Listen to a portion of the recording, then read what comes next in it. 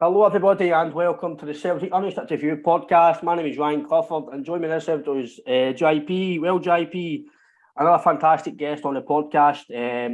So really about his career, more about his Celtic, talk about his career obviously in Mandurah and obviously the big latest news that he can give us a wee bit of insight of as well. It's John Baird. People who know John from obviously playing in Scotland, he's still playing at the moment in Australia with Mandurah City FC. John played the Partick Thistle, Raith Rovers, scored an famous goal, beat the Rangers in the petrol tank, John, shall we call it, the petrol fat cup, to call it back here. But again, mate, that was obviously a fantastic goal for yourself in your career, and I think it's a big thing in your career, John. But again, mate, it's a big Celtic fan, so I'm glad to have you on and have a good chat with you, mate. Thanks a lot. Cheers. Yeah, no worries, guys. Like I say, John, you're still kind of coaching and managing, playing in Australia with Mandurah. How's things at the moment? I know you said the weather's no good, mate, so I can't be ideal then. No, it's I'm the head coach of the first team, so and I'm still playing, which obviously has its difficulties, but it's been I've absolutely loved it and really enjoy playing. That's one of the main things that keeps me going, to be honest. But it's challenging, but it's very fulfilling because how good the boys are. We've got a great group of boys, and the club have been really good to us since we've come here. This is actually my third season. It's my first season as coach, so we've got 4 games left of the season. So yeah, we're going all right. Big improvements for last year, so that's good. So JP, it's good for me, for us as well, not just for listeners and the fans. To have, for me, a guy like John on mate, because experience in football, like you say, coaching in a different culture, different lifestyle. For me, it's very interesting to know more about what goes behind the scenes. Obviously, coaching and managing at that type of the world, because over here we kind of know ins and outs of what happens here, but it's a total different kind of football world over there than it is over here. Yeah, definitely, mate. As you said yourself, it's kind of night and day between Scottish football and obviously in Australia. But just on that, John, what is the massive differences that you seem to have noticed from your time in Scotland to being over by? I would say it's like back in Scotland, it was like life or death. It was a way of making a living, no need to go to work type of thing. Whereas like here, everybody's got big houses. Like people's mum and dads have got big houses, and it's not like they're any better than anybody else. It's just the way it is here. Everybody's got a big house. It's just normal thing. They've all got nice houses and they're comfortable. They've got a pool in their back garden. They've got a gym, so they don't need to really get up and get out to travel to Europe and sleep on somebody's couch. And you hear the stories of the Australian boys who actually go and rough it to get themselves somewhere in the footballing life. Do you know what I mean? You look at Jackson Oven. Came over to Celtic when he was like 16, 17, and it wasn't through like he was doing academies in Australia then. It was just like somebody went a contact in Celtic and got him over, and the will to actually go and do it. Do you know what I mean? That's a big thing. It's but we've got a good mentality of our team. There's a few boys I do believe that could go in and kick on in my group that I coach, and I would be nothing better for them to do that. Do you know what I mean? We've got a lot of really, really young side. We actually had a player that was going to go to Raith Rovers when John McGlynn was the manager, but he ended up going to America for a scholarship. He decided like education and football was the way forward for him. Okay. And obviously to be at Mandurah for quite a time now that you've been there, if you were to sort of compare the levels for Scottish football to over by, where would you say Mandurah sort of fit into that zone? See, well, before I left, I'll be honest, I've watched a bit yet because I'm obviously looking for players, and that I signed Murray McIntosh, who's been at Forfar and Brecon. But he's come out here and been an absolute standout, so he's been brilliant. But when I'm looking at League Two back in Scotland now, the standard that I don't think is anywhere near where it used to be. And I would say that all over, to be honest, except for certain clubs. I don't think it's as high as it used to be. But so it is hard to measure. It's hard to measure that. But what I would say puts the Australian one off is the facilities, because your team facilities are probably the best in the state. But when we're going to other places, they're not as good. But the ability's there. There's no doubt about it. But it's just the surroundings that isn't as good as the standard in Scotland. But that comes from the interest of the game's had. But over the last 10 years, it's the most fast-growing sport in Australia because you've got your AFL and cricket and stuff like that. But it is getting there, if not already there. And they've got the Women's World Cup in 2023. So there's a lot of interest in it that will make it better. But it's the match day facilities that I would say would have to get better. Okay. I mean, just say, with you being an ex-Premier League footballer over here, have you found it easy to implement these standards over at Mandurah? That's a good question. I know you, and I know what you like, so I know that it's something you would have obviously been striving to do. No, it's had its moments. Obviously, I remember somebody, because I do watch a lot of podcasts, listen to a lot of podcasts, and read up on a lot of football stuff and that, especially managers. And one of them was you never need to go for confrontation. It comes to you, and to set your standards. That certainly happened in the first couple of weeks when I took the role on. It was quite easy, the transition it, but you've got to have players to buy into what you're doing. I've got a group of experienced boys that I would say probably 3 boys that police the dressing room for me. I don't really need to be in there. I don't really need to. Honestly, you wouldn't know. I've seen them having meetings with the groups and stuff like that, just doing it themselves. And by the way, they've been in and out the team. It's not like they're playing every week. So they've bought into everything that I've been trying to do. And, well, no, just me, my staff, assistant coaches and stuff like that, and goalie coaching that. And it's been good, mate. We finished 8th in the league last year. This year we're sitting 4th, but second place finished in 40 points. Could only play 22 games in the league because you've got a few cup games, cup sections and stuff like that. And we're sitting on 35 with 4 games to go.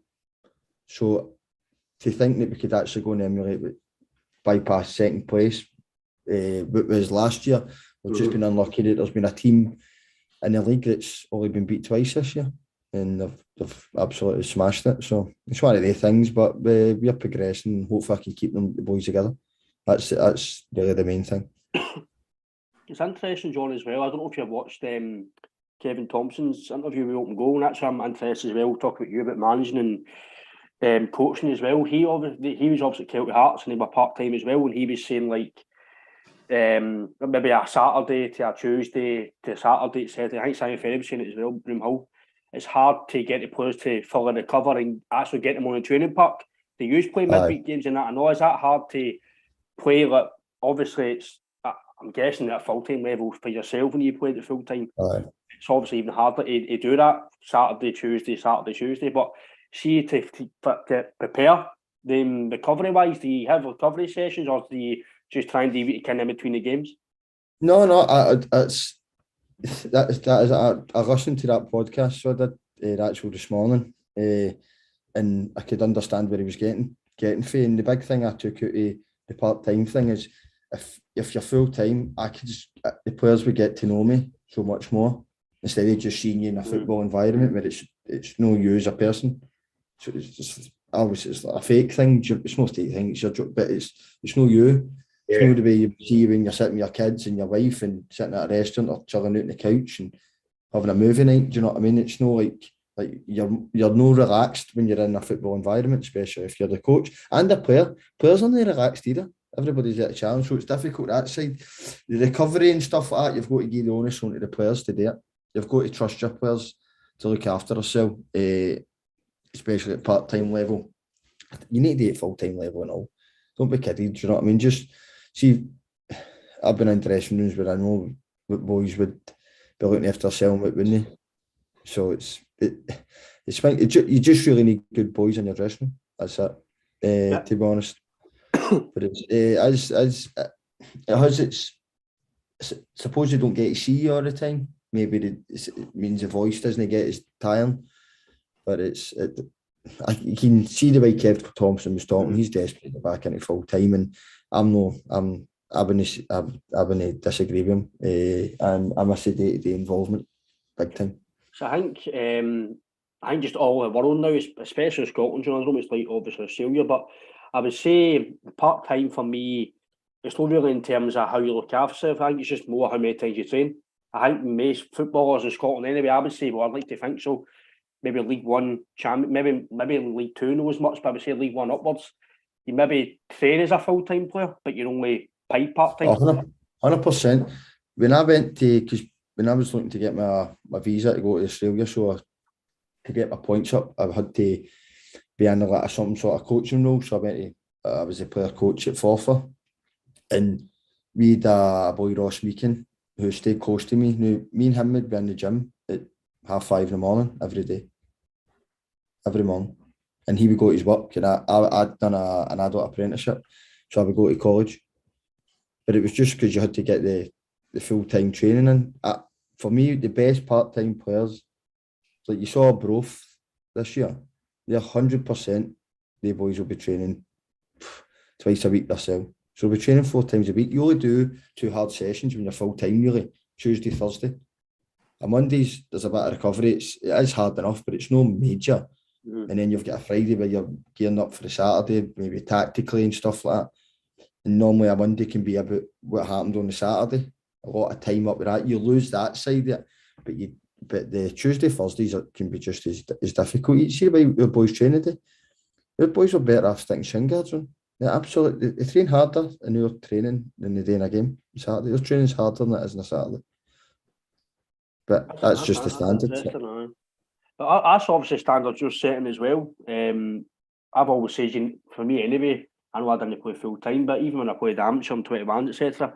I think you need to train the way you play. I think because if you don't, how can you take that into a game?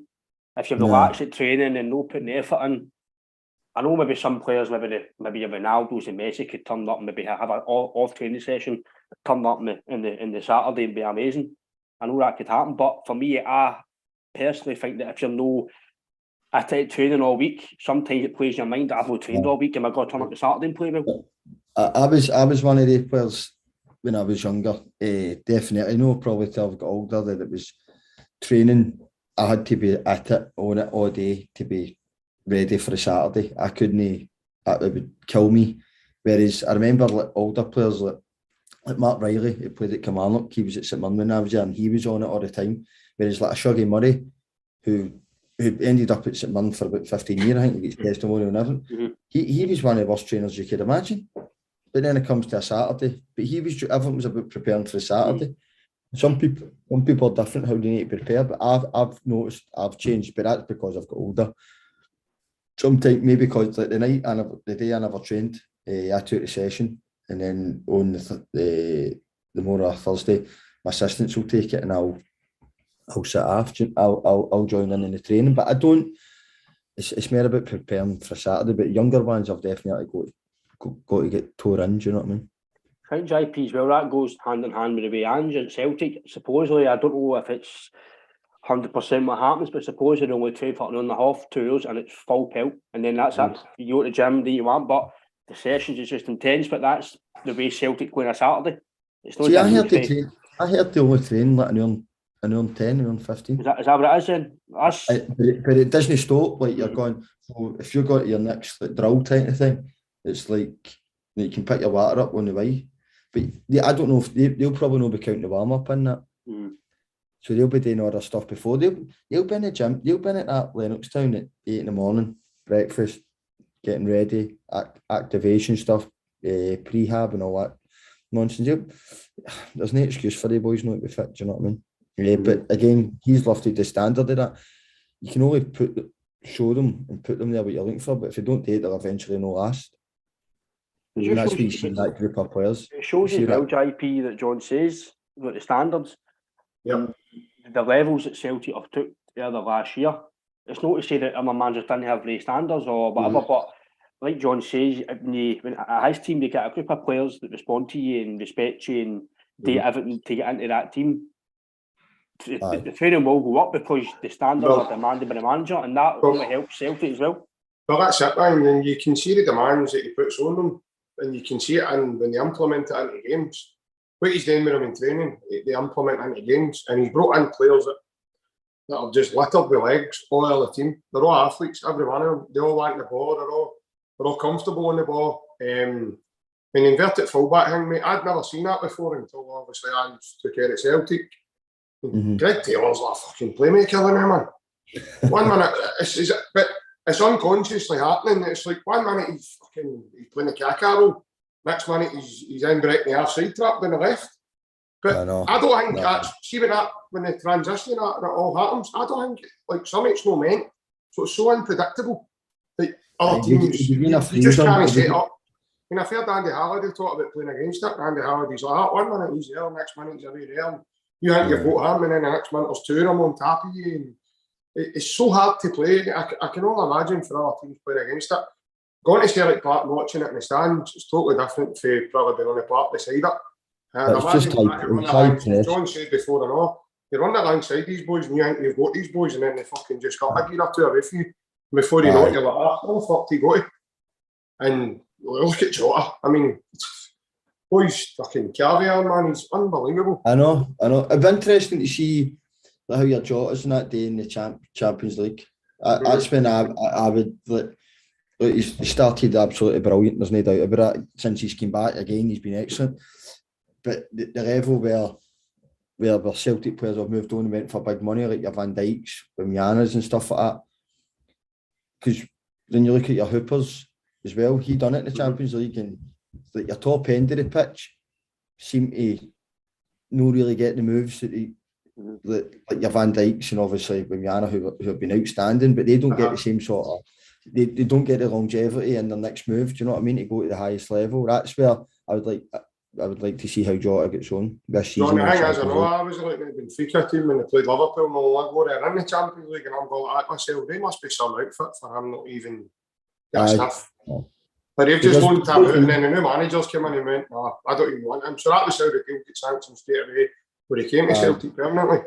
And I thought to myself, they must have some fucking outfit, man, if he's not even getting that stuff to play any of their pre-season friendlies and even show what he's got, do you know what I mean? No, they didn't even bother, didn't they? No, they didn't even bother. No, they just went, see you later. That was it. Before that managers took that, they would have had the recruitment process have said, nah, you've got better here. They'd have just sold, I think they sold the player. Did they the ones that sold the player to Liverpool? No? Nunes? The big boy Nunes. I mean, that's a level they've had players in where he's competing with in the top end of the pitch. It's just levels. But yeah, they're kind of age wise, aren't they? Nunes is quite young as well. And he's a big fish. It's Celtic, Jota, and he looks like he's thriving with that. There's no doubt about it. But I always felt like even Paddy Roberts when he went to that level, the Champions League, it wasn't like there's a difference. I just felt I wasn't too sure. Do you know what I mean? I know what you mean. It's like we think they're good players, and then they go to that level, and you go, oh well, hold on a minute, maybe it doesn't suit him. Like Forrest was always good in the Champions League because there was space in behind, and he could maybe a wee bit more counter attacking, and he could hit teams in the break. When you think about the game in Sparta Moscow, Hooper scored, Forrest scored. I think somebody Hartley might have scored. Samaras. No, that was when Samaras was a prime example of that. I love if him, teams man. are setting in, if you're setting in it, you've only got like 30 yards to the goal to go or 40 yards to a goal. It's hard to play in behind in it. So it's just different players for different. But Celtic have got a big enough squad now. But I'll touch on what you mentioned earlier about how like Ange and training and all the rest of it. But see, when you look at it, see for Celtic from top to bottom, right, the alignment of the club is absolutely spot on. There's no drama, everything's there. They know who's the man in charge, who makes the decisions. Whereas see before, when you're going for the 10 in a row, that was a bit scattered. Do you know what I mean? Where you had Rodgers, who you knew that was it, the alignment's right down the middle, everybody was, that's just the way it is. Whereas Lennon came in and then it kind of moved and it just changes everything. It totally changes everything. But that's the way people talk about Andrew here is unbelievable. Whereas he's like the kind of Guardiola earlier, isn't he? Aye. But it's through the Man City stuff. Do you know what I mean? He was at the Man City feeder clubs and all that. There's no, they don't have mugs. and their stuff, and he's a top coach, man. Even it's naivety for the British press that didn't do a homework before they've even. It's like people making comments and people that they've not even read up and not even checked. As they've looked at a headline and just say stuff. It's craziness. Even in the first presser, John, when he first took the job and was announced as Celtic manager, he's sitting beside Dominic McKay and the chairman. And the guy was trying to sort of imply that he'd worked at a fucking lesser level than basically, and he's like, I don't know what you're implying. He says, but I've worked at the World Cup, mate. He says, you don't get any higher in football than getting to the World Cup with any team. He said, that's the toughest level in football you can go to, sort of thing. He says, so if you're trying to have a go at me for maybe you think I've worked at a lesser level, he says, maybe it's just like that, don't bother. And for then on, mate, he's just put, see in the media, where he thinks they'll just go on that step. They just eat out his own, mate. He's had them on post, awesome saying. And now they don't even, it's getting to a point now where they don't even bother. No, they don't. No, he's obviously quite smart. He's a shrewd man, and he knows what he's doing. Like he came at Celtic, but is it 56 or something? 50? I think he's just turned 57, 56. No, I mean, so he must have thought like his time isn't going to happen in Europe at that sort of at Celtic level. And Celtic's an absolutely huge club. Like, see here, Celtic Supporters Club, and there's one where I stay in Mandurah, and then there's one about 50-60 minutes away, but they're in cahoots with each other, do you know what I mean? They done a boat party. I was on it, and it was like 100,000 views or something that had on it in this boat party in Perth. It's massive. Oh, hold on. Aye, right. And they were all singing and jumping and dancing. And I seen that, mate. I mean, the wife were on it. So brilliant. It's you don't put it this way. You obviously miss a day a wee bit homesick now with the season starting and stuff. I miss that, but that does fill a big gap. The supporters club here is absolutely huge. So it is. See on that you were saying about Ange, even the new, obviously if you're in the media you're going to have your favouritism, the Pit Rangers, Celtic, Aberdeen, whatever. But like I still don't think the media and some people outside of Celtic they've learned from last year yet. They still think the Celtic they're going to crumble, or the way this guy is, Celtic are not going to, like he says under Neil Lennon with the 10 in a row, the full club was, you had Desmond saying this, we'll not say much, but you had Desmond saying this, Mobile was saying this, the fans were saying this, Kennedy was saying this, Lennon was, everything was just, where the fucking shot. But now you've got the one man who's basically the figure in the club, but he doesn't deal with the tap end, the money, etc. But if he wants somebody, it's listening, if I don't get him, I'm not going to say he's going to go away, but I think he would hamper. He's realistic. He's realistic with targets, but so he's no. Like when people say, "Is this player want to leave the club?" We went, "I will not go to any player to say that they don't need to be here. If they don't want to be here, they'll come to me. Who doesn't want to be at this club?" So that's the players all know. For even watching his interviews, what's the deal? He's not going to go and bust anybody's balls saying, I want you to leave, because how's that going to help Celtic? It's going to cost Celtic money and a pie and a half and all the rest of the nonsense. So it's get managed totally better than when you think about the interview before, players want to leave and all the rest of it. Never heard that. Even when the new players did want to leave, as long as the players are here, they'll get treated the same as everybody else. So that's been his answer through the full time that the guys took care, because he had to deal with Christie, Ayer and Edward. You know, John, see on that, obviously you're coaching and stuff now and all, like, what is the trick to sort of, like, see the ones that you're playing, maybe Saturday or whenever you play, Tuesday night, whatever it is, see the guys that you've got in mind and they're normally in your starting 11, see the boys that aren't getting the game time that you think, mate. As a coach and as a manager, mate, do you always have them in your mind as well? Do you always think, Aye. That's hard. I'm going to need to do something with him. And see when you do take a session, is it yourself that would always include yourself in a session, or do you normally send the coaches to go and deal with them? But look what you guys do abroad. No, I would always deal with them. Right, okay. What I said to them for the get-go was, look, if you ask me a question, I'll give you an honest answer. I'll always be honest. But I've been a player as well, as in think sometimes you don't want an honest answer, you want to be daft. So I think so. A couple have came to me, but no many. I've not had any, honestly, no problems like that. I've not had any like how man playing. One or two, but people can dress stats up to suit them. But if you put it round, well, what about this way then? And explain why you're playing them, or you're the boys in the team instead of them. Just being honest and totally upfront with it. I didn't like getting messed about and lied to, because you know as a player when you're getting, you would only chat a manager's door if you believed that you should be in the team.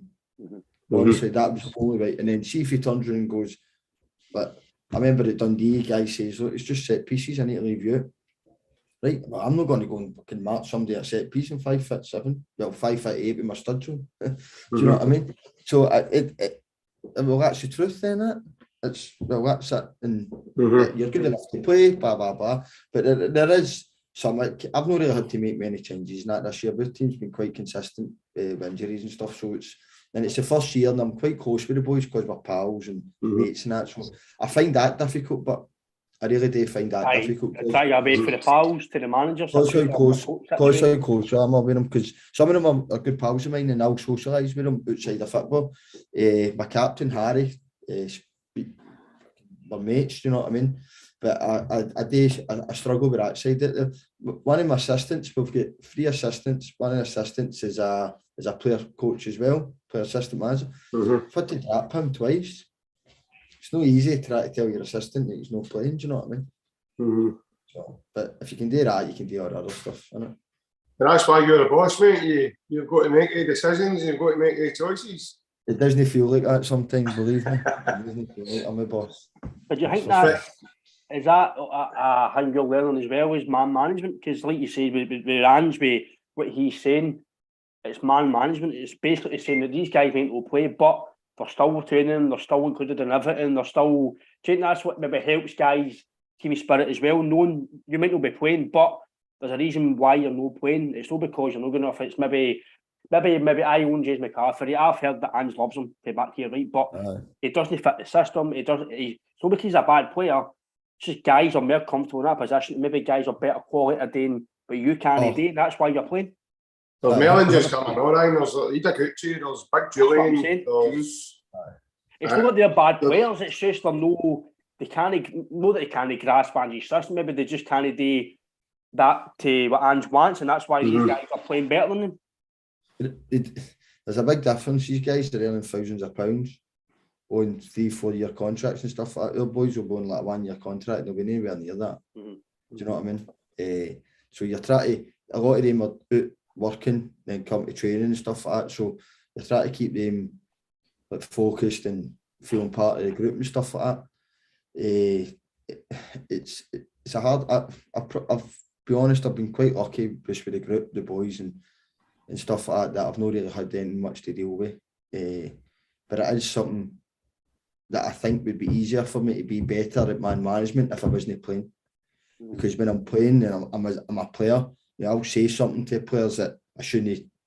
Let's say if somebody's not to control of the ball or something, I'm like,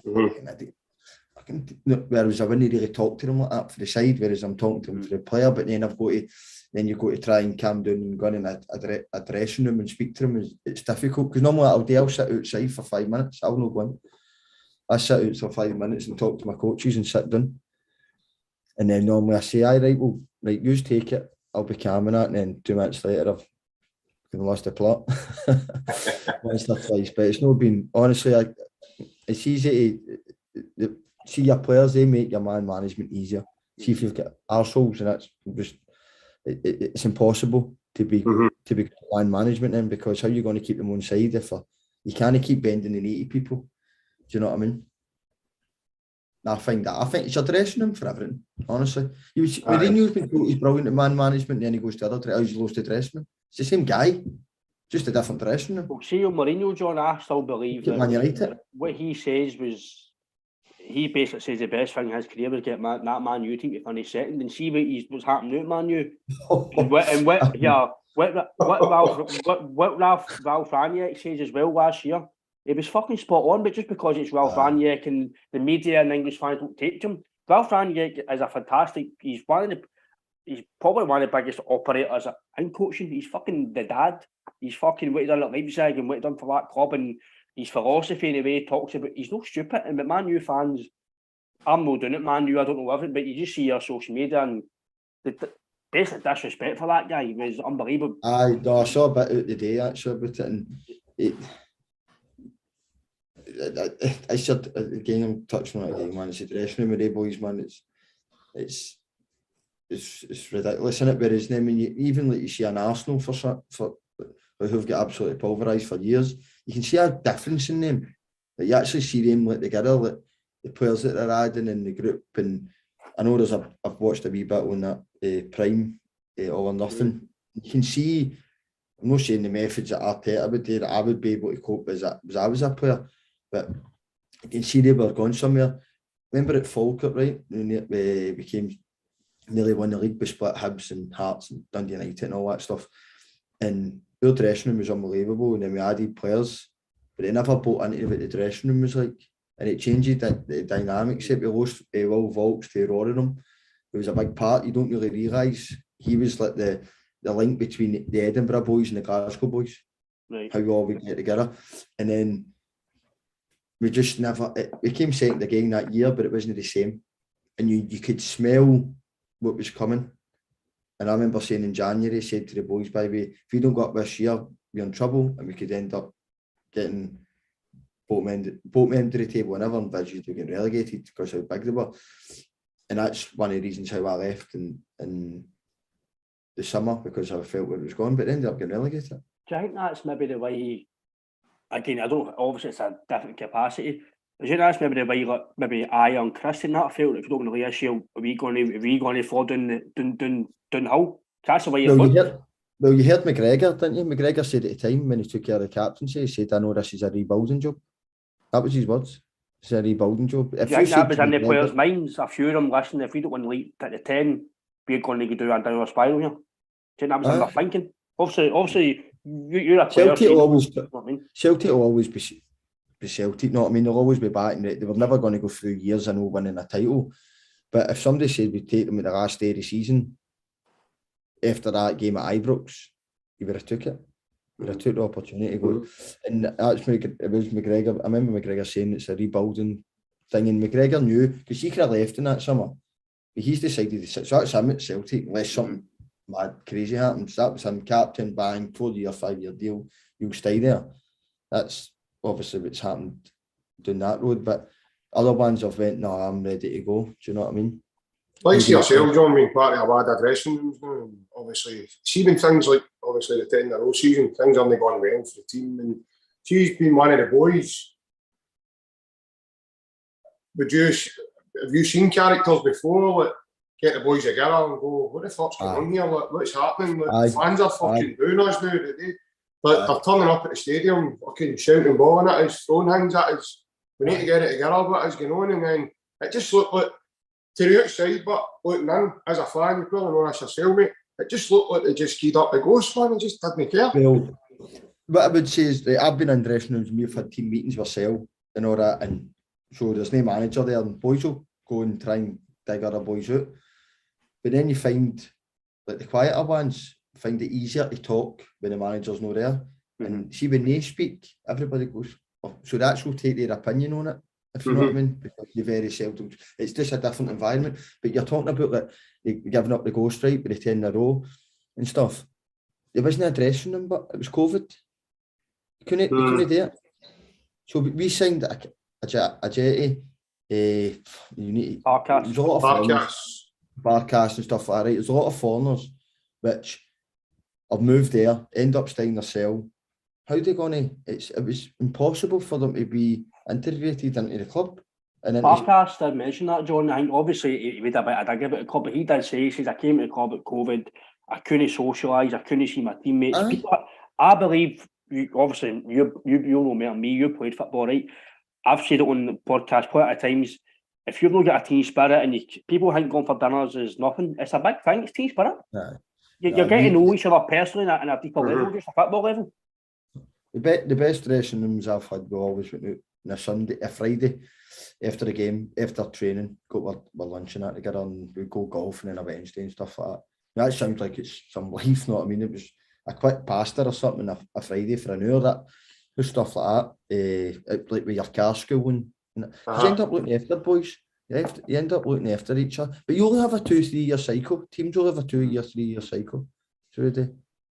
So I heard a thing about Alex Ferguson today, said that he could plan for 4 years because of how much power he had at Man United. Man United can't plan for 4 weeks. You know what I mean? So how are they going to get in? It's just impossible for it to work. But the thing is down there with John, it can't be all the managers that are all rotten. It can't be all the managers that have got it wrong, mate. I mean, they've Van Gaal, they've had Mourinho, they've had fucking Ten Hag now, they've had guys that have came in with good pedigrees, and for what I know Ten Hag's just in the door, you need to give him a wee bit of time, but going with what happened at the weekend, it's not a great start. No. And especially when you look across the city and Man City are flying the way they are. You've got Liverpool, who are probably one of the strongest in the league. As you said yourself, Arsenal have improved as well. No doubt Chelsea are going to look a bit better. Tottenham have improved. They're in the Champions League again. So Man U has become a poison chalice, man, and they're certainly not the team they used to be. No, that's no. And then when you look at, this is where, see, like when you get my level and even in the lower leagues in Scotland, and that normally everybody's like 1 year contracts, 2 year contracts. So you can really sort out a team in, say, 2 transfer windows at worst, right? No sort out a team, but you're not far away from it, but you're really wanting into the group. My boys are like 1 year contracts, so there's no really, like, the problem is keeping them, but you could build a team, then lose a few, and then you kind of keep your boys, do you know what I mean? The following year, that's obviously, that's the downside of it. But if you've got problems, it's easier for you to get a better team then, or a better dressing room. When you say better team, better dressing room, because dressing rooms take you further than teams do, in my opinion, for what I've had. Where everybody's together and they're playing for each other and that, but as soon as there's wee divides in that, you're in trouble. And that's what it looks at when you look at teams that have struggled, like lately, like your Man United. We're talking about a top end level here, obviously. You look at Ronaldo's not done a bit of pre-season. He's not, all right, he'll take a 40 cell and sitting in a gym when he's back garden with a spray on, kidding on, he's not looking unreal, but he's not ran about with the players. Man United were in Australia here. Ronaldo wasn't inside it. What did you play? Was he not there? No. JP. I don't know he wasn't there. I know he's had family issues and all that stuff, right? But I'm just, that is, but then you come and you're saying that you want to leave and you're walking away at half time and that. How's that? You're turning up at training grounds with your agent and all that, kicking up fussies and this looks a shambles. It looks. How do you manage it? How would any manager, like see fans went into there tomorrow? How would you manage it? I think it becomes impossible to manage. Yeah. That sort of mentality. I don't see how any manager can be controlled. See, when you look at a Conte, see if Conte went in there, I don't think Ronaldo. That's how I don't think like your Conte's not there, because Ronaldo, when they have let, even there, he was just, he's not getting a strip. He'd have his neck. I know. Conte looks dead animated to me, mate. Do you know what I mean? And then that's when you look when the way Mourinho was with Pogba and stuff like that. These people, that's how the clubs probably get a wee bit frightened about them being there, because they have to give them full control, and then people lose their jobs. But you look at Celtic, and just get total control, and you don't see it. You don't see it going anywhere bar up the way. I think as well with Ange, John, they've backed him in. Sort of, they've gave him the keys to the kingdom, mate, and they've sort of done it plainly. Just purely trusting his knowledge and his kind of background and experience. Well, when you say gamble, signings he made in the Japanese market, that's bought him all sorts. And then you look at O'Reilly, but they said that O'Reilly was on the radar before Ange came in. So the recruitment stuff. So was a big boy ends, right? So the recruitment will have players and stuff like that, and then but obviously he's the one that's keen it. This is the one I want. But you can remember when Rodgers, I don't even know. Is it Cheved or something that came? Cheved, aye. Aye, he's fed, the variant's fed. What do we need a winger for? Remember, is it? Aye. But that was Forgot about them all being wingers. people said that was the start of it.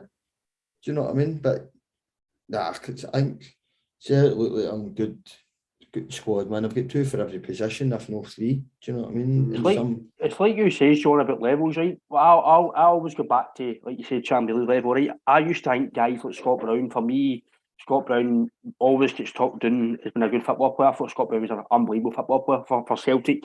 And when he played for Scotland, he was one of Scotland's main men. The game I always look back to, I know we get destroyed, right? But the game at PSG beat us at Celtic Park. When you talk about levels, I think Scott Brown, McGregor, I think they are. When I see him, I'm like, these guys are top. And you talk about the guys when we got a Man U, Rabiot and Verratti, and the Cavani, they feed just till they break fucking sweat. And that's what you're talking about levels. The levels to get with Jota. If he can do it in Champions League, then he's off, because their levels are different class. I remember Celtic Rangers had a Champions League game on a Tuesday, Wednesday, and you're in at training the next day. I remember somebody always going, and instead of get battered about 5 or 6-0, somebody go, we'll get it round them, Chris, what we're used to. Do you know what I mean? Like, because that's what they used to do to us, and then they would be fucking ole, nutmeg. And it was just that's just the difference in the levels. It is, and you notice it straight away. You can tell as soon as you see somebody, you can tell they actually hit the ball. You go, ping it. We've got a couple. Don, you played against Bruni, didn't you? I came through with him, same age. So we were. He was a winger at Hibs. I remember him a winger at Hibs, played up front sometimes as well. Actually seen the clip, the boy Ivan Sprivel scored the hat-trick at Ibrox, right? Came on, it was like a BBC thing. See the pace for Scott Brown for the corner. I know what you're talking about, aye. Mm-hmm. Is unbelievable. Lovenkrands is like shit off a shovel, man. He's chasing him. And Scott Brown's running with the ball, he can't get near him. Scott Brown came out the new and started again at that age. Think what he would be like in that Premier League in England. I know. You're talking about McGinn, right? John McGinn. Scott Brown's miles ahead of John McGinn. I played against the 2 of them. Miles ahead. That's how John McGinn, that's how he said it when he paid the extra money. Well, see, at the time, John, people think we were talking shite. At the time, you had McGregor, Brown, and who else did we have in middle of the park? Christie. And Armstrong. He wasn't ahead of him. Armstrong. He wasn't ahead of him. No. Armstrong to me was brilliant. Oh, seeing you played against him, man, you're like, wow, mate. She talked about bringing sweat. His hair would still be at the side. You know what I mean? He got for a header. He got for a header and it would just fall back down in your lap. Aye. Nah, he was. But bounced off a trampoline. But Brown was. See, when you went into a tackle with Brown, that he was a monster. Natural power, man, strength. Strong, John, aye. Oh, very strong. Aye, I mean, he looked like he'd hardly anything to him and all, you know what I mean? But he just. Aye. No, he was the driving force in that team, and I felt sorry for him going into 10 in the 10 in a row and how it finished in that. Do you know? So did I, John. I thought he deserved better, mate. I thought he deserved to be better than what he was getting in a row. Big games and stuff like that. That's one thing when I've looked at it again, totally different level. But when I'm selecting teams, who would you know like to play against? You search that in training and stuff like that, and that's a big thing about who you would have. Who would have when you're in the trenches, put it that way. Mm-hmm. Scotland for me would always be one of them. Because for me, I think he's, like he says, he was a level above a lot of players in my opinion, especially in Scotland. In Celtic, I don't think he gets the credit for what he did. Not just winning trophies as a captain, but as an actual football player. See, when you played in Scotland as well, John, even in the Championship and League One and stuff, can you tell what guys are a level above? Like, as soon as you say you play against Celtic, Rangers, Aberdeen, maybe not Aberdeen, but Celtic, Rangers, could you tell the difference between guys in your level and that level, like, right away? Could you tell? Aye. I remember the first time playing against Celtic, and I was like, right, I need to go to the gym there. And I was in the gym 3 days a week, and I was like, right, I need to start doing this, I need to start doing that. And you just know you can get by as in the game, but you can get yourself in areas where, but they're just power and strength, and It's just, you just can't, it's just too difficult. You couldn't train with them every week. I knew at that time that I wouldn't be able to hit Celtic standard. Didn't mean I didn't stop trying, but I knew it was going to be right hard for me. So when people go to they hear them, like they say the Scotland team's no great. I'm not saying as in the new, I'm talking about in the past. How's he getting in the Scotland squad and all that? Well, he must be doing something right if he's there every 5 or 6 times. Because you quickly find out, boys will be like, I'm not want to play with. I'm not having him in my team. And you're going to 5 sides and that, but I'm not having him. They're ruthless at that level.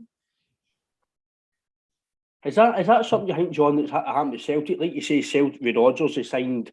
I still believe that Rodgers, one of the reasons why it left, because his last transfer one day I thought he get shot on. Burnley, Ali Buck, Tojan, Ware didn't really play. He didn't get backed at all. And let's be fair, we all knew the league was going to be on anyway under Rodgers, but he didn't get backed. And it's similar to the way with Leicester now, the way he's talking. He's like, we need to do this, but he's not getting backed. And they're talking about Madison going, and he's like, well, if I'm going to sell him, am I going to get that? And the way he's talking, people are talking about Gerrard getting sacked soon. I think he's going to bolt soon, just the way his vibes, and I think it was the way he at Celtic. We are pissed off because of what happened, but see if you actually look at the logistics of what happened at Celtic, he gets shot on his last fucking window. Loan deals and free transfers and compare. Well, maybe he smelt it. What's going to happen at 10 in a row is actually not going to be something that they could do. I believe he smelt something. I believe that. Now I look back at it and I think he knew it was coming.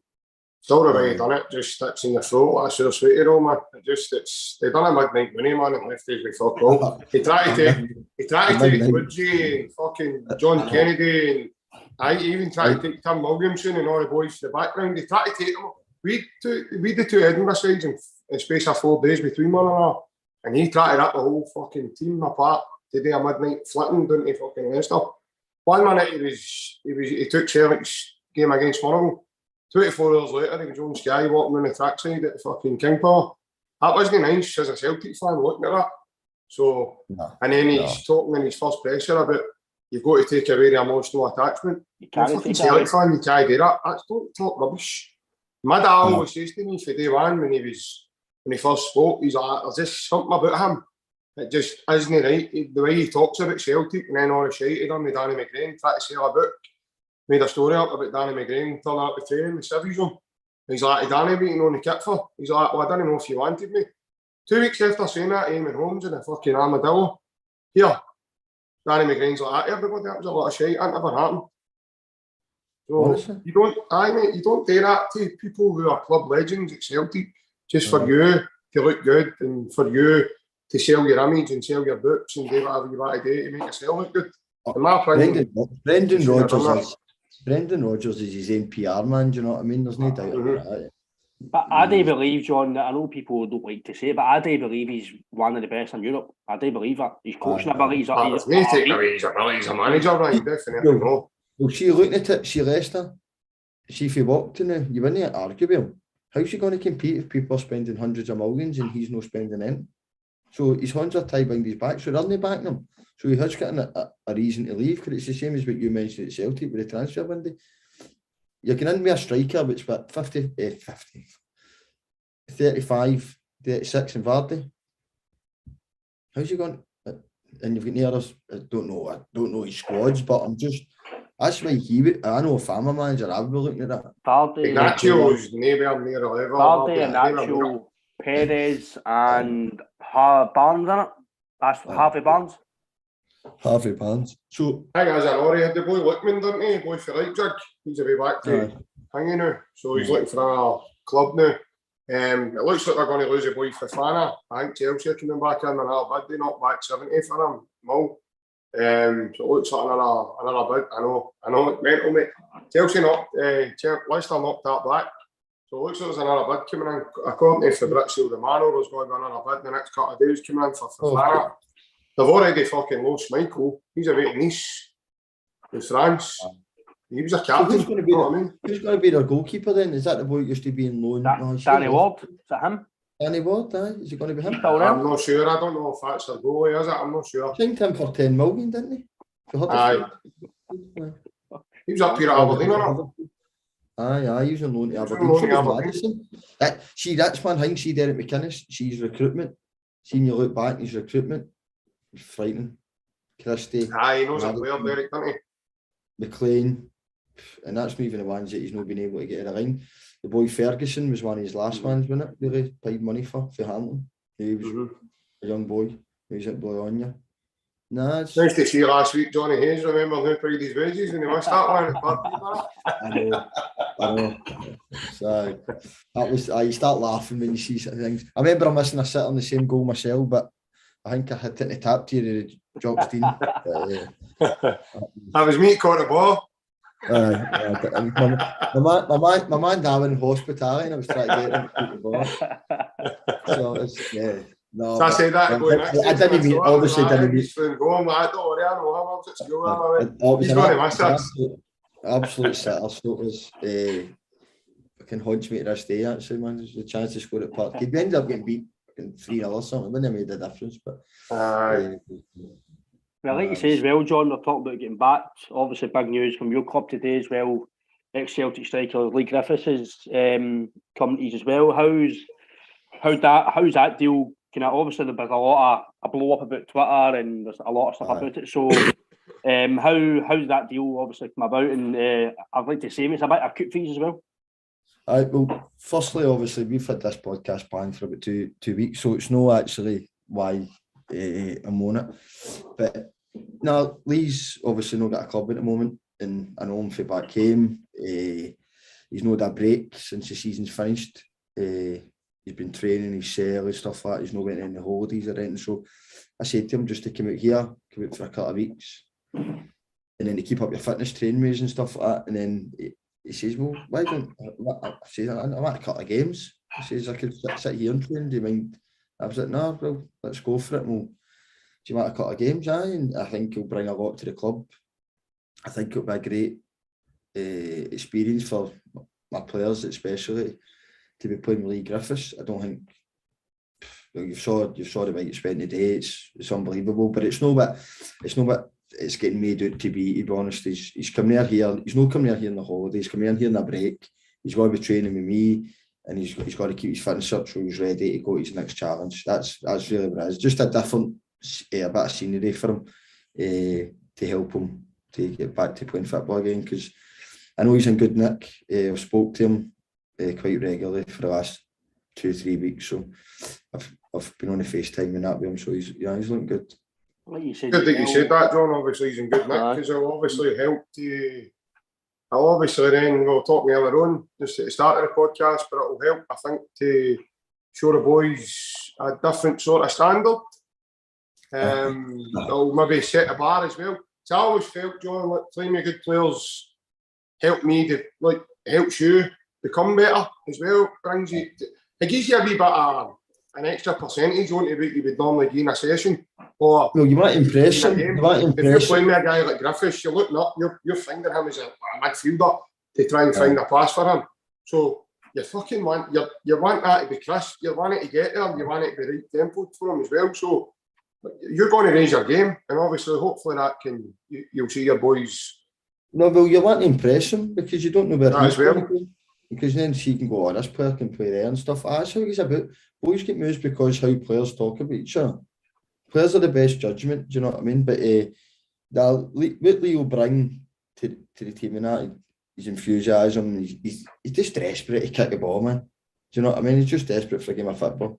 And hopefully he can get a break and get his career back on track, because obviously it's been a wee bit all over the place for the last year or two, but I'm sure he'll get himself back together. If he's in shape and fit, he can still bang the ball in the back of the net, and there's no many of them. You saw that the top goal scorers in Scotland last year, I think it was like 13 or something in the league. Is that right? Jackie Marcus, wasn't it? Aye. Well, that was at Celtic, but was there no boy at Ross County that finished top goal scorer? Regan Charles Cook, aye. No. I mean, it wasn't long ago Griffiths scored 40 goals in the league in a season. I know. Do you know what I mean? And I think that's probably... Compare it to that sort of standard, it's kind of night and day, isn't it? Aye, so he's there's no doubt the boys get put quality, do you know what I mean? And he wouldn't be anywhere near me being his manager and stuff like that. That's not what it's about. It's no what I know what you said. That's a great signing for the club and that. As in exposure for the club and that is unbelievable. There's no getting away for that. But that's because of him. That's because of Leigh. But for your young boys an opportunity and people going to get to see him training and stuff like that, they'll see his quality, and it's only for a couple of weeks, but it was something that these boys can remember. And he'll just come here, stay with me, have a break, and I'll drive him crazy saying he's going out running in the morning. But like you say, he's your buddy to go running with, I suppose. But like you say, John, it's the mentality as well of him and everything. When I won at Celtic, played at high level in Scotland, like you said, it's not like he's 37, 36. It's only 31. Personal 31. His birthday's actually like next week, I think. I mean, so he's still at a level where, like you say, he's still playing Scotland, in my opinion, top level. Like you say, once he's back to his full fitness, he's one of the best left pegs I've ever seen. His finishing ability is phenomenal. Just look at his 3 kicks against your number one, your Celtic number one now. Do you know what I mean? So look, see if he was sitting at 15 stone or 10 stone that he's fighting with or whatever he is, because he's no far off it he was when he was at his peak at Celtic. The way he was telling us, he still stick the ball in the back of the net and they set pieces. You know what I mean? What this will do is, I know, hopefully try and get in the A-League and stuff like that. This will open up a lot of exposure for him, because it's been wild there here. And if he's come here, maybe that gets him a break to give him an opportunity, because he obviously gets a bit of stick and stuff like that, and he needs a break. You know what I mean? He's not a bad boy. You spoke about JP as well on this, that we do think that he gets a lot of jet for the reason, just because he's Leigh Griffiths in Scotland. And like John said, they've a different lifestyle for a few weeks, different culture, but for Scotland, a wee break. Different atmosphere. But it's the same as any player when players go to other teams. It opens them up in a way. Like, he enjoys football again for a few weeks. Obviously knows John well as well. So being in an atmosphere where he'll be comfortable, and it could actually benefit him for the next few years playing football. Aye, definitely. That's the thing as well, mate. He gets a raw deal out here with the media just because he played for, in my opinion. Because everybody wants a shot at him, because as John says, wasn't that long ago he scored 40 the one season. It's not long ago he's fucking maybe Anderlecht 3-0 away from home in the Champions League, and he's scoring that one KT puts across the box to him. So that only seems to me like a couple of weeks ago. It doesn't even seem, and it was like 4 or 5 years ago for now. No, he's not sitting at the other age of 30. Do you know what I mean? He's got plenty of football in him. No, that's it, John. Remember the day Big Mister came in and scored a hat-trick against him in the 5-1 game at Parkhead? We were all bottling it because Griffiths got injured just before that, and we were all going, oh no, we don't know how good this guy is, blah, blah, blah. So it wasn't that long ago the Celtic fans were going, oh no, he's injured. So people with short memories forget what he brought to the club when he was with the club as well, and obviously a lot of nonsense followed him through the media, but that's, the media for some reason seem to get a kick out of doing that way. Their players and managers and staff members and whatever, and we're always fighting against the cause with the media up here as well, but no, to know yourself. But no, best of luck to him. I hope he can find happiness again in terms of kicking a ball, and he can find his feet and hopefully get himself sorted again. It showed you that the media attention it got him the day. Do you know what I mean? Just because he. Because for him coming, it's a big deal for the football club, as in, but they've got to arrange and stuff like that. Yeah. A lot of people, because I spoke to the Celtic supporters clubs and that, so I knew, I didn't want him just turning up, and then there was this big thing, and the club wasn't able to handle it type of thing. So that's why that was it. But it was more about just him, and he helps. I can help him and he can help me with the club, and that's it. And I've got my academy and stuff. You can come and give me a horn and you can see what it's all about and that, and can take my wee boy for shooting practice because he doesn't like going with me anyway. Well, the wee man will love it, John. Aye, well, he's left. My wee boy's left fitted like him, so. Right. Okay. It's just wee small things like that. He says, John, with your boy and academy and other guys, it'll, like JP says as well, and you says, they'll want to impress him because guys played at this level, I want to see what it takes to get to that level. People might think, oh, he's not played in a few weeks or a few months, whatever. But you don't, like, John, you're a football player. I know you're kind of not at that level anyway. You're still playing football, but you don't lose that. You're a striker, he's a striker. I've not played in 5 years, but I know for a fact if I could play again, I wouldn't lose my instinct to play football. I would lose my fitness, my sharpness, and I wouldn't be nearly as good as you, right enough. But the fact that he's no, like you say, he's not kicked the ball for years. He's still keeping fit. You don't lose that killer instinct. In the day, you've only Celtic for no reason. You've only played with Rafe Rovers, Falkirk for no reason. You've still got at a higher level. You don't lose that killer instinct. It's the same as guys when they get to 45, 50, they're still playing fives. They might not be able to run anymore. But in there, they're still fucking brilliant players. Well, I know it's a Celtic podcast, but Alan McCoy's came into St Mirren when I was younger, right? So it's I'd have been 19. He was 41, 42 at the time. See when he scored a goal, right? See why he celebrated when he scored a goal in training. It was just the way he would normally. It was, you don't lose behind me scoring a goal. But I scored a goal on Saturday, man. I absolutely love it. I love scoring goals. It's the best thing about fucking football. So Leigh Griffiths has got to get an opportunity to come for a couple of games, score a couple of goals. That's it. Doesn't matter. See, now you used to be struggling through through games, through bits of your season, you can get a goal. See, the manager said to me, we're doing 11v11 on a Tuesday. I was buzzing, can you ever get plenty of opportunities to get on that score sheet? That would get your confidence going so you're ready for the Saturday. Just things like that. Do you know what I mean? Just think about that first session when Griff comes out and you have a look at your team and you go like that at him and you go, fucking hell, man, you've never played at this level before in your life, man. You put on the best session for me ever. Well, we actually battered a team on Saturday there. We won 8-1, so I don't know if we'll be able to get a game. So Leigh, come here, but you're on the bench. You can't play. Sorry, Leigh, I can't make any promises to you, mate, man. No, but it'll be all right. I was telling him today, I was talking to him today, and I says, mate, it's absolutely pouring down, man. He was like, she's, I need a bit of sun. He's probably not been on holiday for about 3 years.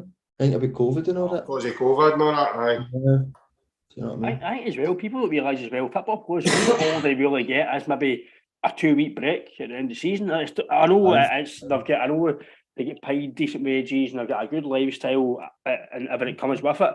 But like us, right, I'm working, but if I want to take annual leave, I can go on holiday. They can't. They're under contract. They can't go. I've got a mate. Hang on, if you've not got Champions League qualifiers, it helps, mate. Just ask Alan McGregor. Or just ask Joe. I signed a 4-year deal with Baird travel there. Yeah, no, he was in every country in the world, wasn't he? I think he was going around all the continents, wasn't he? I'd love to see his passport, man. He's only 21 or 22, man. He's got about 900 stamps. I know. So he was in rugby for 1 minute, then Vegas, and it.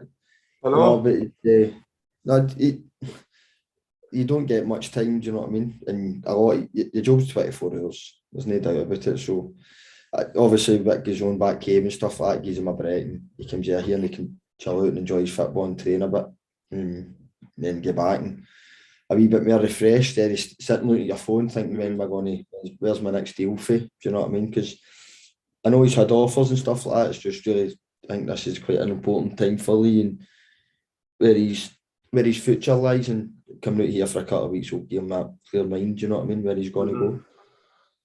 Yeah, I would say it's definitely a fantastic move for him personally. Like you say, he doesn't really get a break. He will be able to relax and no thinking back here. It's the sort of situation where you can turn your phone off and just relax and concentrate on his football, and like you say, it's a better atmosphere instead of all the kind of scrutiny back here.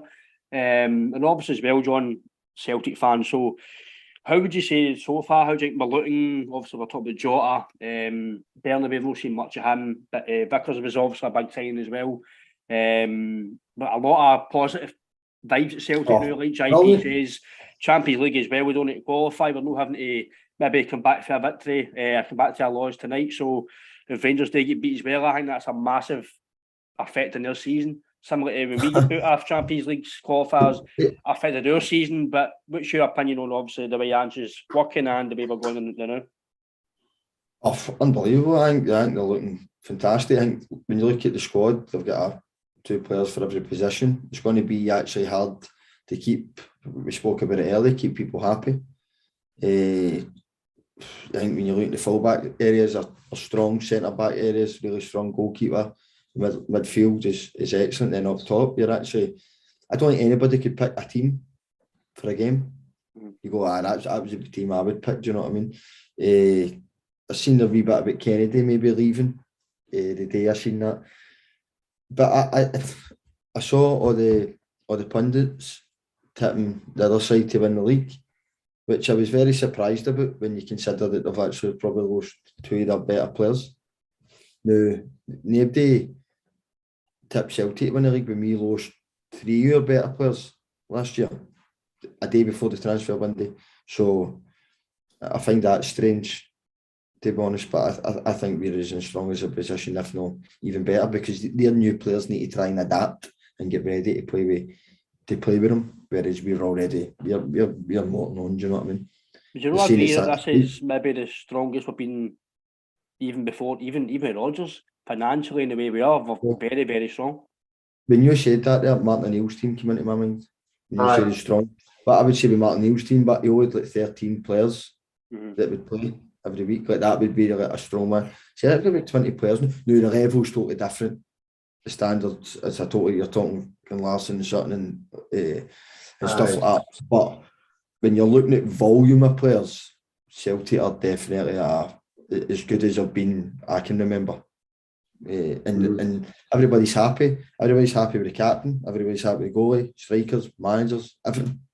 So you just need to keep at it. And I don't think that if we get a disappointment or something, but a bad result, it will change it. I don't see how that would be. But it'll be interesting to see how these group of players cope with the Champions League. That will be a test to see where they go, and that will be the test to see if we can keep a hold of them, really, because that's where they would normally move on. I think it's going to be mental, John, the fact that he's already stipulated that Merlin wants now that he's not going to change his way of doing it and playing. And we're actually going to be taking a game to fucking Anfield or Man City or PSG or Real Madrid. These are the teams we're going to be up against, and we're going to be having a go at teams with fucking Rudiger at centre-half and guys that have just signed for Real Madrid. And Real Madrid won it last season. You guys at Liverpool, Van Dijk, all that. You're going to have Kyogo fucking try to run at him and get by him and run under his legs and because he's built like a jockey. I mean, let's face it, Van Dijk is fucking stunning, Kyogo. You know what I mean? I know, but I think that when you look at Kyogo's game, but I think that suits him. His movement's frightening, John, isn't it? His movement's as close to Hendrik Larsson as I've ever seen. That's what I said to Ryan. What I said to you, Ryan. Yeah, he's top draw, but I still think there's better to come for him. That's a good thing about him. There's actually better because he obviously had the big injury. The boys for Japan, I think when you see them in the Champions League, that'll be. I think they'll be more than capable. No, just actually meeting the standard. They wouldn't surprise me if they could actually kick on again. Because I think Maeda's running power is going to help us to help teams as well, John. No, you're thinking about, like, I know he's saying we're not going to change, but we're going to be in positions where you can counter-attack. There's no doubt about it. It just happens naturally in the game. His power, you're looking at even got the boys, O'Reilly and stuff like that. They're just the centre-half position, I would probably say, I would like a left-sided centre-half comfortable. That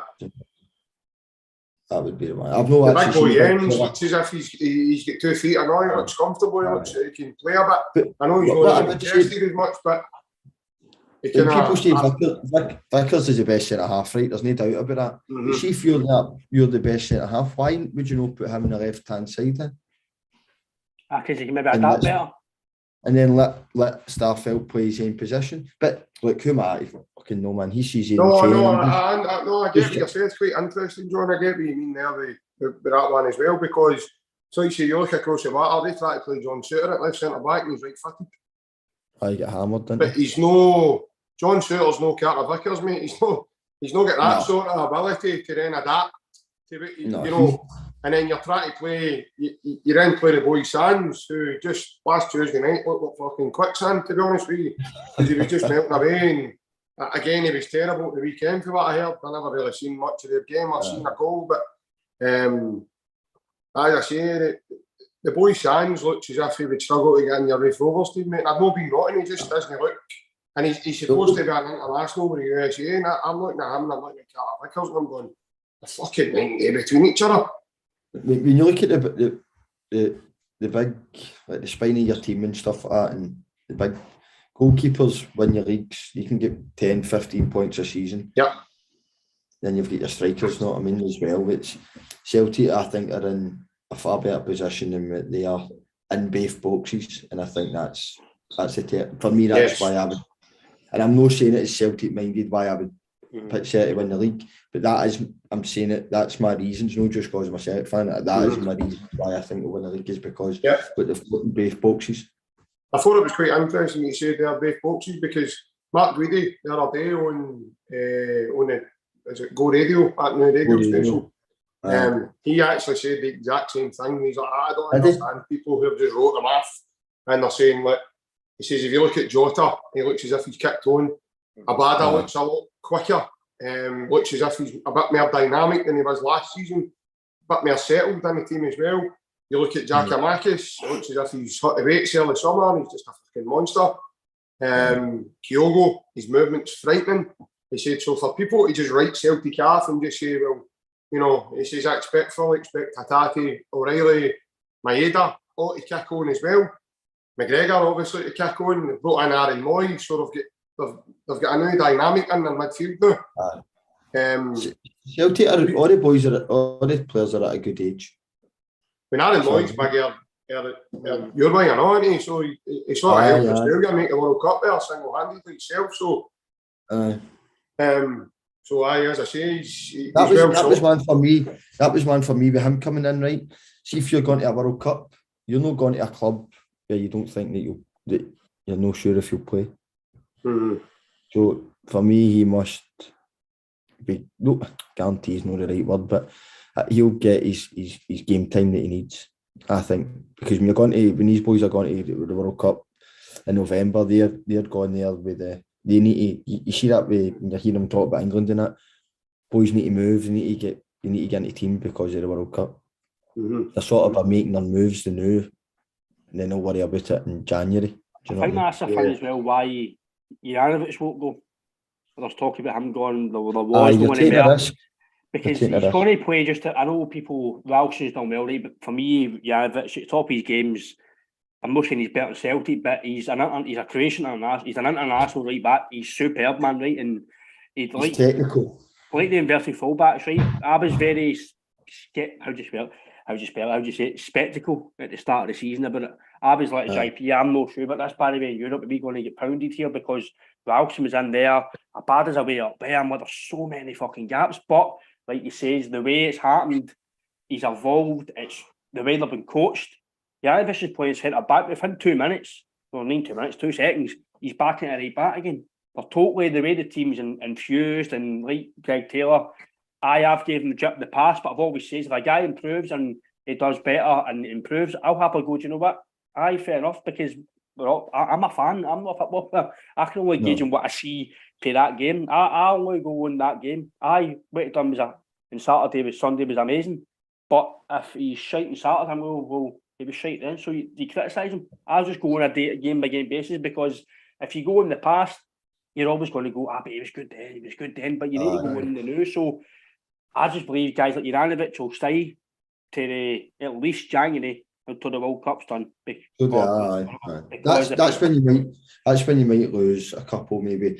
I don't see Celtic losing players in January. But I think if you lose them, John, you'll get them for stupid money. Aye. I think I know, lads, but sorry, John. I think what doesn't get talked about enough, and I've said this to my dad. People might think that's just funny or whatever, I don't know, but see if Tony Ralston or Greg Taylor had a fucking Spanish name or a Brazilian name or something like that, they'd be getting ranted and raved about all around, don't they? All you need to do is watch the two of them when they play. The two of them have took a game to a fucking totally new level that nobody envisages that happening. And it's all through his training and what he's done with them. I don't know what he's doing, putting in their eggs or fucking water and all that in the morning at Lennox, but keep getting them it. Because it's a matter of sauce anyway. Well, that's what I'm saying, but see, not even that. It's just like, hopefully Big Welsh can kick on. And like I've said about Stephen Welsh, I just don't think he's going to be able to go to that level of the Champions League and sustain it. I was ragging with Tony Ralston because I was tipping Tony Ralston to drop down a level until Ange took care. We all were. I know that's it, but now Ange just sort of made us believe anything's possible. And like I say, it's with Taylor and Ralston, the two of them look fucking He couldn't get a game for a St Johnstone team, but yet he's a happily able second duty to Ralston's. The inverted fullbackness is helping fucking Taylor look like it looks like a midfield playmaker. And it's not, by the way, it's not easy playing for Celtic, do you know what I mean? The pressure that's under these boys and that. And you're talking about Taylor there, right? His performances have been exceptional, but he's doing that with people doubting him. If he could have a bad 10 minutes, man, he's getting pelters. I'm going to lie, that was me. He's raging. No, that is me as a fan. See, like, first 10 minutes of games, I was like, oh, he's kicked the ball. Basically, I would say the thing for me was the right back that we had to start the pre-season. Big season. You're a goodie. Right. I don't want to say it's hopeless, John, because that's disrespectful, but I'm going to say it. I thought it was hopeless for Celtic level, right? I thought he was not good enough for Celtic. He's going out on loan because he's not good enough. And I think Ange's playing him just to get him out the window, just to get him match fit to go away. Because I think he's not good enough on the ball. I just think, John, I'm not an expert, right? What's his name? Zazie, you're a goodie. They got him for Sheffield Wednesday. I'm not a big... I didn't play full time, mate. But I think I've got just about football. I can gauge a player right away on his touch and his positionals, etc. I just think for Celtic's level, it was well off it. I mean, he's 22, I think, now, John, 23, 22. I think he's only played 20. I'll put this to you, John, right? Obviously, you played football, right? Again, it's up to you if you want to answer it. It's your, obviously, you're still playing and managing, right? But see if you were to go with a guy who only played 26 first team games. He went on loan, didn't play really. Well, he played, but didn't play much. He came back to Celtic, and the way he was, would you sign him? Probably no. So why is he good enough to play with Celtic? That's the view I'm trying to take as a fan. 20 odd games at that age isn't a lot of games, isn't it? You would think he would get loan moves and stuff like that as well. But obviously, that's not happened. No, it's a strange one. But Celtic have stuck a lot of players out on loan this year as well. So it shows you actually that they must have about 30 bodies, man. First team bodies. Who's have been loan? Montgomery, Scales, Barkas. Aye, sent out quite a few, aye. You're right. So for them to get on loan and not get sold, it just shows you where Celtic will be next year. I think in the Champions League will be looking to sell players. That's where you normally goes in fits and starts, doesn't it? But last year we sold players and it'll go again the following, especially if the World Cup, depending how many we go. Do you know what I mean? Obviously, you'll have a few go to Sydney. So it's me and the wife and the kids are going to. We've booked up, got our tickets and it. We're probably with a family that are Everton supporters, so we're going there with them as well. So it's better. And that kind of goes on to the last bit, John. Obviously, this Sydney Cup. Is it been gathering a bit more pace now? Is it getting closer? And obviously, you're going yourself. I'm guessing it must be a big thing for Australia, obviously. And obviously, I think we all know why they just pulled out because it's Angie's homecoming. But I think it will be good for the fans in Australia. I obviously see Ange as well, but you see maybe the standard of Celtic as well. Well, the vibes just won't work. Well, when you look at see like them coming out here, right? See, like Sydney supports Celtic, Sydney Supporters Club. See their 40-year anniversary, so it's a big year for them. I'm not saying that's why they went there, of course. No, I'm just saying it just fell into that. And then you've got all your supporters clubs about Celtic. Honestly, about Australia, absolutely massive. See when it was booked up with Rangers, I was going myself, right? I'm not missing that. My wife and Wayne's when they came there, I couldn't envisage how that would be able to be segregated. Like we wouldn't be able to be run about and that stuff like that. Whereas when the Everton one came about, well, that right, bang. So I do think it'll be more families and stuff like that. You'll no need to split everybody up in the stand and stuff like that. So that'll be good. Do you know what I mean? I think JP, the fact that John says, I didn't actually think about that, but I didn't think that it would be an ideal for him to go anyway, considering that Celtic probably on course won the league, Angie's homecoming. It'd have been basically a celebration for Celtic Australia. It wouldn't be Rangers would just be there just to take part, just like they were last year, basically. So, but for me, with that as well, Ryan. The fact that they probably didn't want to get Leonard abroad and all. Do you know what I mean? Like it was bad enough they took. It was bad enough it was like taking sweets to Wayne's here. We done them, you know what I mean? So the fact that they probably wouldn't have been wanting to get put on that scale to they better at least get a doing again, you know what I mean? Because you couldn't imagine 4 attempts last season in the league. You couldn't imagine wee Jay wearing Australia with his wee kind of big ones, could you? No, man, and he's wee Well, popping from. I took the boy to the Palace and Leeds game, right? And see the Optus Stadium, it's like 60, 70,000, I think it is. And there's no segregation, I can't even say it right. Segregation. That's it, right? I can't get it out. It's too late at night, man. What is it, about 11 o'clock? Right, there's name. Everybody can just walk about the stadium. So imagine that in a certain Rangers game. Because that's what they're all like here there. I don't, it would have been, and people flying all over the world, going to Australia, Celtic taps, Rangers taps on the van planes and it. It'd be a disaster. Well, they had big banners up at Ibrox, didn't they? Like, this is the old forum. No Glasgow derby takes place here. Because in Australia, are obviously labelled it the big Glasgow derby and Angie's homecoming sort of thing, and they've started competing. So their fans in that game, who were they away to? They were away somewhere, weren't they? Dundee flung tennis balls on. Aye. Dundee, so was they all flung tennis balls and toilet rolls onto the park. Why tennis balls? Because they were saying the balls in your court. So that's where the rest of them were saying. So they were taking a stance to say, right, the fucking balls in your court now, so don't be That's a lot. That was a lot of tennis balls and all, wasn't it? Absolutely, aye. That takes a lot of preparation, that getting all the tennis balls. But Mount Vernon tennis courts would have been no balls left. I know, that's what I was thinking as well, man. Up in Scotland would have been shut down, I think, man. Off the tennis balls are up in the league. Like I say, obviously, John, cost you a time for you. I know it's late over there, mate, but obviously the future for yourself coaching. Have you any aspirations to come, obviously, later in life, come back and coaching here, or do you think you'll be there for until basically you feel that your time's kind of done there? I've had a couple of things back and forward about being back home, but the time isn't right, to be honest. But no, it's something, as I've been away for full-time football, it's something that's eating away at me a wee bit closer lately, to be honest. And I just enjoy being in football. I love it, absolutely love it, man. It's been my life since I was 5-6 years old.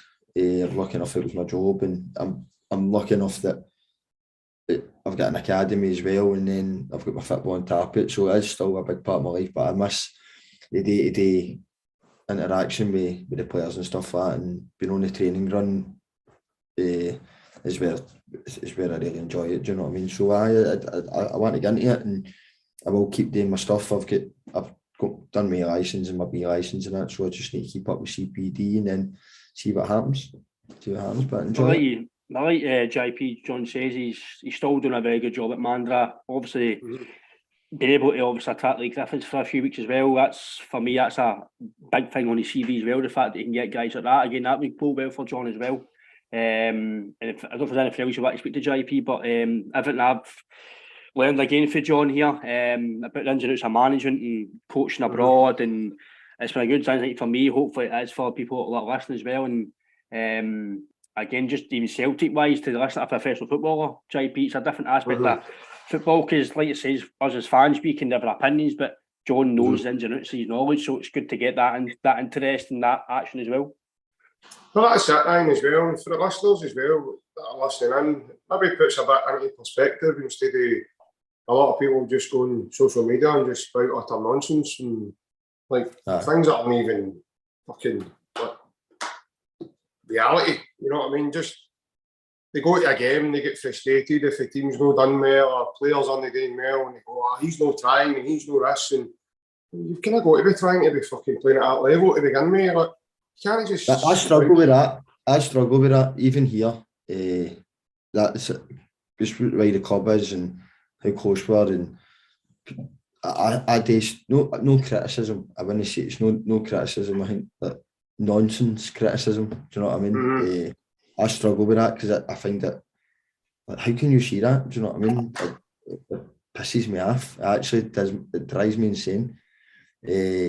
But I suppose that's something that is I take it as a criticism.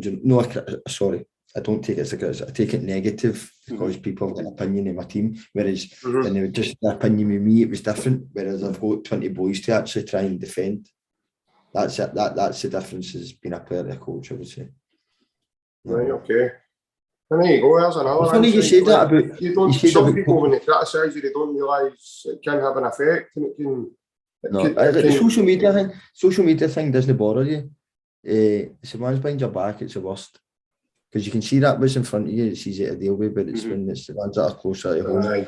It can hurt the most, doesn't it? Oh, 100%. Social media, you can switch it off, but the ones behind your backs is brutal. When we met at school, mate, that's what it was like. If you were dealing with bullies and stuff, there wasn't social media, it wasn't his hype. Way back when we went to school, John, so whenever you did have trouble in school, you went home. As soon as you got off that bus, went headed up to your nose, it went away. It's the same on a Friday, it disappeared for the weekend.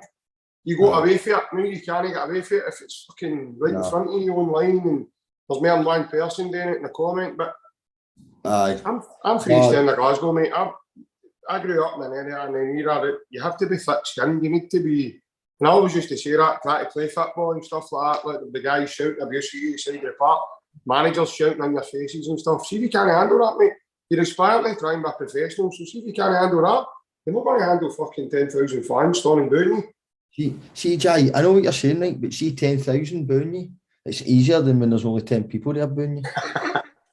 Because you don't know who it is, but when you know who it is, it's booing you. Like, you're shite. That's that. Honestly, see playing like when I was coming through when I was younger and then up in like League 2 and stuff like that. That was worse, man, than when it was like at Tynecastle when somebody. It's nothing because you didn't even know who they were, but you can actually see people looking at you eye to eye. What? Do you know that? Fuck you. and you can, I've had it, especially playing here. Do you know what I mean? You get a bit of stick. Nah, you're looking at them and you're going, mate, I saw you about 2 days ago in the supermarket. Exactly. But what you doing? Do you know what I mean? And your wife and your wains are in the standing now, and you could be going round the supermarket again. You see the guy, and you're like, you all right, mate? Go, no, I'm not all right. Exactly, no, exactly. Don't try and be my pal now because you were a couple of days ago. The thing, John, last but I know on that, do you think that ever happens with Celtic players? Do you think that these guys have stopped me online, but yet I'm walking through that and what is this guy looking at me like he's pissing Saturday? Do you think that's in their mind, or do you think because of the level we're at now, that doesn't really get to them anymore? Well, see the day, see obviously because of him was barking that I couldn't believe my phone died, my battery died today because of that. Messages. So what does that guy? What did he get? Not just him. What did that actually? What they go through, man? 24 hours a day. Oh, must be unbelievable. These boys must be absolutely rhino skinned to go. They probably look forward to going on a football pitch. I got it. Oh, must, man. That's unbelievable. I couldn't believe it. And then people are at the club, 100,000 odd views because Leigh Griffiths has come to play a couple of games on a break. That's frightening. Absolutely, especially if it's no. And I don't mean that's to sound rotten, but especially if that isn't something that you're accustomed to on a day-to-day basis. It's like that's like your whole fucking media just going boom and taking off. My respect for players at that level went through the roof. Obviously, I respect them because I knew about it, but I didn't realise to the extreme what actually is behind it. And to be doing that when you look at McGregor and your Browns and that are doing that day in, day out for a full life, sporting life, footballing life. You can see how people go, I'm going down south for 2 or 3 years, try and get a bit of peace in that. Yeah. You can understand that for what I seen today. Honestly, that was hats after him to be playing at the level that he's playing for that. But it must be difficult to do it that long term. So you've got to change your life as well, mate. So I'd imagine all the places like Callum can't go to here as well. And he's got to go to places that he probably wouldn't have a fucking dream to go to in the first place. Just to go and get his dinner. And he went out for something. He probably needs to sit in the house and get a takeaway or something, right? But say he's going for something. He's sitting. He's had 1 pint, right? Sitting, and then something happens. You get a wee nudge or something. It looks like your phone. They've got a 40. There's a pint. I know. So that's shit. I know. What was the saying? I was just saying with Scott Brown night before our final on the Twitter, I thought him for fucking years ago sitting outside Edinburgh. It was fucking for weeks Aye, and months ago. That's right, he was sitting in a kebab, wasn't he, or something? But like you say, John, you've been through it, so you know how these guys feel. But so what's Ronaldo on that dealing with their phones? You know what I mean? It's bonkers. But I'm conscious of the time, John. Obviously, you're in Australia. But for anybody who obviously listens to the podcast, who likes to listen to us talking shite, but wants to listen to John, it's on the YouTube. It'll be on the platforms as well tonight. Apple Podcasts, Spotify, and on other listening podcasts. But John, I really appreciate the time, mate. Your insight, obviously, and the Leigh Griffiths. So again, I'd imagine your phone will be blown up in the next few days as well. Again, JP, thanks for your time as well. But honestly, John, the insight you've gave us today, and obviously the news like Griffiths, it will blow up. I know your phone will be a bit crazy in the next few days, mate. Nah, just as long as he enjoys his break, mate. That's the most important thing, not me. It's been amazing to have you on, John. Hopefully, get you on again in the future, mate. It's a good insight. Again, JP, take time out of your day, mate. Have to appreciate John again for late at night. But thanks a lot, lads. Absolutely. No bother, lads. Enjoy. Cheers, John. Lovely seeing you again, mate. All the best.